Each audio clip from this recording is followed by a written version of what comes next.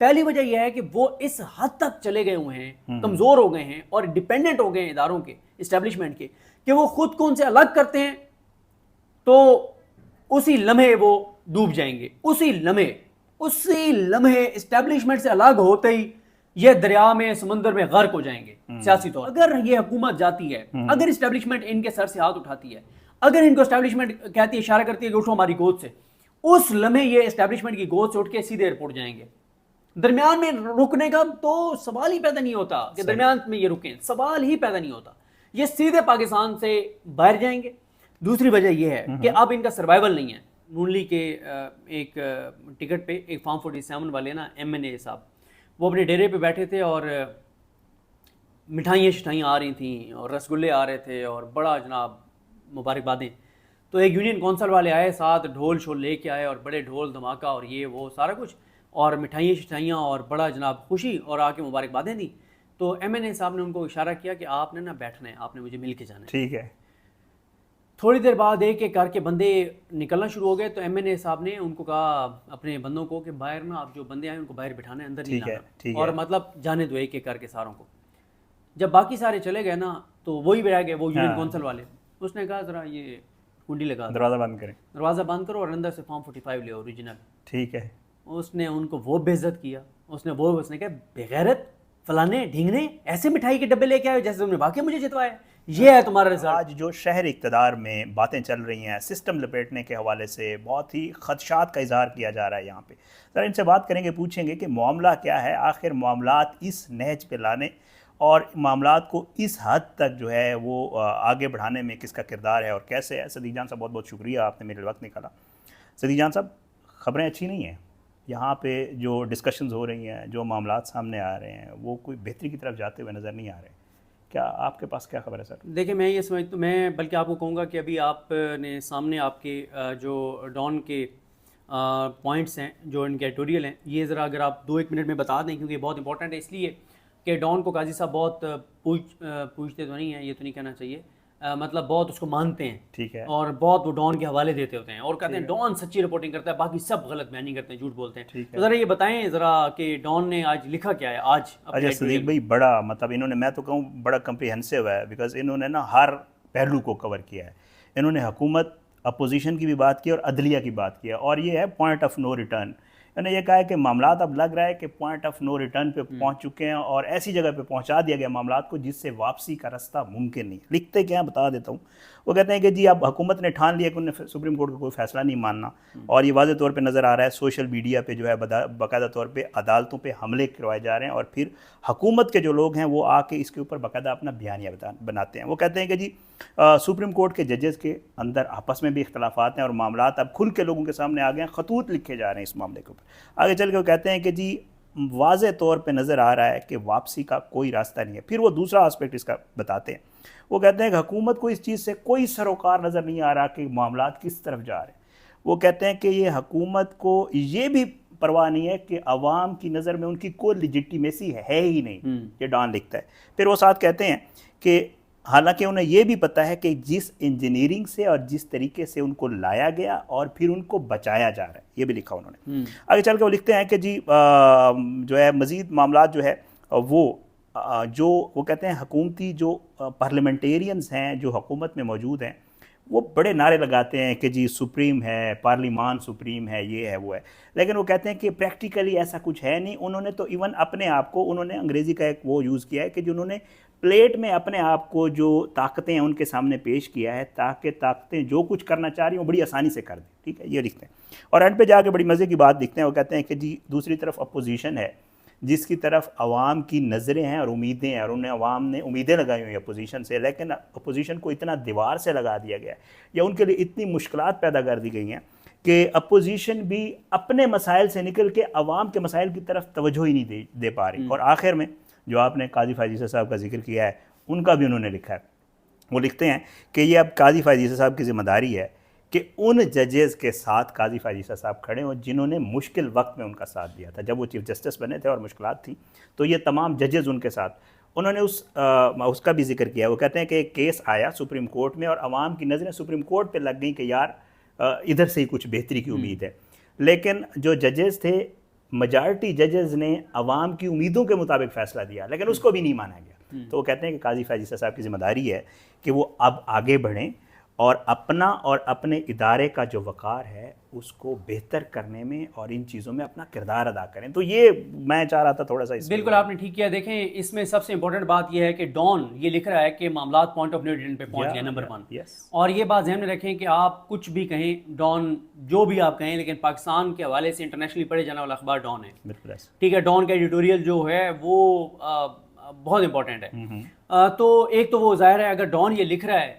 तो हम तो पहले से ये बात कह रहे हैं कि हालात को ठीक नहीं है। और फिर ये जो हुकूमत है ना, असल में देखें मसला क्या है, 3 वजूहात हैं। ये जो डॉन लिख रहा है ना कि हुकूमत को कोई फिक्र ही नहीं है कि वो क्या कर रहे हैं, कोई एहसास ही नहीं है, कोई उनके अंदर शर्म हया गैरत की रत्ती भी नहीं है उनके, उनको थोड़ा सा हो गया हम कर क्या रहे हैं, हम किस हद तक नंगे और गंदे हो गए, हम किस हद तक इस्तेमाल हो रहे हैं। उसकी 3 वजूहात हैं। पहली वजह यह है कि वो इस हद तक चले गए हुए हैं, कमजोर हो गए हैं और डिपेंडेंट हो गए हैं इदारों के, इस्टेब्लिशमेंट के, कि वो खुद को उनसे अलग करते हैं तो उसी लम्हे वो डूब जाएंगे। उसी लम्हे इस्टेब्लिशमेंट से अलग होते ही ये दरिया में, समुंदर में गर्क हो जाएंगे सियासी तौर पे। पहला तो इनका मसला ये है। दूसरी बात ये है कि इनको भी इस बात का पता है कि हमारी मौजूदा, इनकी 3 मजबूरियां हैं इस वक्त। ये जो लेटे हुए हैं ना, क्यों लेटे हुए हैं? 3 मजबूरियां, जरूरी और मजबूरी। हाँ, ये बिलावल साहब ने भी कहा था। 3 वजूहात हैं। पहला ये कि ये इनका मैंडेट ही नहीं है जिसपे इनको कब्जा दिया गया है हुकूमत का। ठीक है, पहली बात तो ये कि ये इनको अवाम ने वोट दिया ही नहीं है। एक 17 सीटर पार्टी है, दूसरी को भी सिंध से 4 सीटें मिली हैं और सिंध में भी कराची से नहीं मिली, बाकी अजला से। ठीक है, तो पहली तो बात यह है कि इनका मैंडेट नहीं है। ठीक है, इनको जबरदस्ती, देखें एक घर है, आलीशान घर है, खूबसूरत घर है, उस पर आपने किसी को, उसका है ही नहीं, उसको कब्जा दे दिया, तो वो तो उसका मशकूर है ना, जिसको उसने उस बड़े घर में कोठी में बिठा दिया। ठीक है, जिसकी वो उसकी मलकियत ही नहीं है, उसको जबरदस्ती उसने मालिक बना दिया। पहली तो इनकी वजह यह है कि इनको पता है कि ये मैंडेट हमारा नहीं था, हुकूमत हमारी नहीं थी, हमें हुकूमत जबरदस्ती दी गई है। दूसरा, इनको पता है कि अब हमने उस वक्त तक हुकूमत में रहना है या पाकिस्तान में रहना है जब तक इस्टेब्लिशमेंट, मौजूदा इस्टेब्लिशमेंट रहती है और वो हमें प्रोटेक्ट करती है। ये अवाम में नहीं निकल सकते, ये लोगों में नहीं निकल सकते, ये पाकिस्तान में रह नहीं सकते। बांग्लादेश से इनके बुरे हालात होंगे अगर ये हुकूमत जाती है, अगर इस्टेब्लिशमेंट इनके सर से हाथ उठाती है, अगर इनको इस्टेब्लिशमेंट कहती है, इशारा करती है कि उठो हमारी गोद से, उस लम्हे ये इस्टेब्लिशमेंट की गोद से उठ के सीधे एयरपोर्ट जाएंगे। दरमियान में रुकने का तो सवाल ही पैदा नहीं होता कि दरमियान में ये रुकें, सवाल ही पैदा नहीं होता, ये सीधे पाकिस्तान से बाहर जाएंगे। दूसरी वजह यह है कि अब इनका सर्वाइवल नहीं है। ठीक है, इमरान खान क्या कहते हैं, इमरान खान ने मतलब कहा कि ये बूट के तस्मे के साथ बंधे हुए हैं इस वक्त। ठीक है, ये इमरान खान कह रहे हैं जेल में बैठ के। ठीक है, तीसरी वजह यह है सर कि पाकिस्तान की फिक्र तो उसको हो ना, पाकिस्तान के लोगों का तो वो सोचे ना जो अवाम के वोट से आया हो या जिसको इम्कान तो हो कि हमें अवाम को वोट मिल सकता है, या आगे भी अवाम के पास जाना है। ठीक है, और साथ ही फिक्र तो पाकिस्तान की उसको हो जिसका कोई मफाद पाकिस्तान के साथ हो, जिसके असासे, जायदादें, मफाद, कारोबार, औलाद, इलाज, सब कुछ पाकिस्तान से बाहर हो, उसको पाकिस्तान से क्या लेना देना है भाई। तो ये 3 वजूहात हैं जिस वजह से डॉन कह रहा है कि इनको कोई शर्म भी नहीं है, कोई हया भी नहीं है, कोई एहसास भी नहीं है कि थोड़ा सा एहसास हो। सर आसिफ सैयद खोसा साहब ने ना एक हवाला दिया था पनामा जजमेंट में, ठीक है, इंग्लिश लिटरेचर के किरदार का हवाला दिया था जिसने दुनियावी मफादात के लिए अपनी रूह शैतान के हवाले कर दी थी। ठीक है, तो इन्होंने, इनके देखें ये मुर्दा हैं, इनके जिस्म में जो सियासी रूह जिसने फूंकी है, इनकी सियासी रूह उधर देख रही है, उनको जवाब दे। ठीक है, अब कई बार ये बात हुई है ना कि अवाम क्यों इनसे शिकवा करती है कि जी महंगाई बढ़ गई है, बेरोजगारी बढ़ गई है, अनसर्टेनिटी बढ़ गई है, लोग बाहर जा रहे हैं, पाकिस्तान से मायूस हो गए हैं, लोगों को पाकिस्तान का मुस्तकबिल तारीख नजर आता है। भाई शिकवा तो तब करो कि तुमने इनको वोट दियो। हाँ, इनसे तो कहना बनता नहीं है, बनता ही नहीं है, कहना बनता ठीक है। और वो भी आगे से ठीक है, वो कहते तुझे सानू वोट देता नहीं, साढ़े को किस आस्ते मैं ना एक वाकया सुना चुका हूँ जाते जाते आपकी वीडियो में, बस आखिर में एक वाकया सुना दूँ कि वो ना नून लीग के एक टिकट पे एक फॉर्म 47 वाले ना MNA साहब, वो अपने डेरे पे बैठे थे और मिठाइयाँ आ रही थी और रसगुल्ले आ रहे थे और बड़ा जनाब मुबारकबादें। तो एक यूनियन कौंसल वाले आए, साथ ढोल शोल लेके आए और बड़े ढोल धमाका और ये वो सारा कुछ, और मिठाइयाँ और बड़ा जनाब खुशी, और आके मुबारकबादें दी। तो MNA साहब ने उनको इशारा किया कि आपने ना बैठना है, आपने मुझे मिल के जाना है। ठीक है, थोड़ी देर बाद एक एक करके बंदे निकलना शुरू हो गए, तो MNA साहब ने उनको कहा अपने बंदों को कि बाहर ना, आप जो बंदे आए उनको बाहर बिठाना है, अंदर नहीं ठीक है, लाना, ठीक और है। मतलब जाने दो एक एक करके सारों को। जब बाकी सारे चले गए ना, तो वही रह गए वो यूनियन काउंसिल वाले। उसने कहा जरा ये कुंडी लगा दो, दरवाज़ा बंद करें। दरवाज़ा बंद करो और अंदर से फॉर्म 45 ले ओरिजिनल। ठीक है।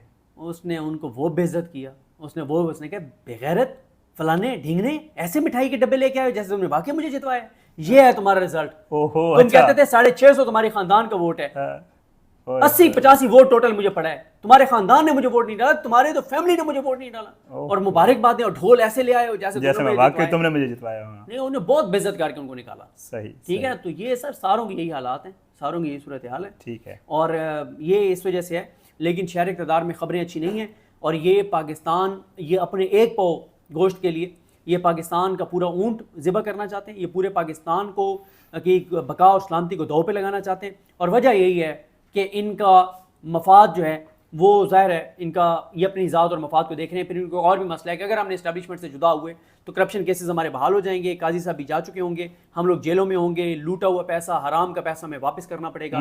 इसलिए भाईजान ये इनके मसाइल हैं और मामलात हैं, तो इनके लिए, लेकिन ये फंस बुरी तरह चुके हैं, ये बुरी तरह फंस चुके हैं। ये इधर गड़ा है, इधर खाई है, ये आप देख रहे हैं कि गड़े में गिरे हैं तो काम जख्मी होंगे, ये खाई में गिरे तो काम जख्मी होंगे। ये मतलब इनका है।